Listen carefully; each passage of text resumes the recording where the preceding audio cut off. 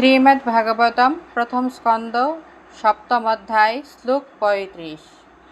স এষ ভগবান দ্রোণঃ প্রজারূপেণ বর্ততে তস্য আত্মনর্ধম পত্নী আস্তেন অন্নগাতে বীরসু কৃপি।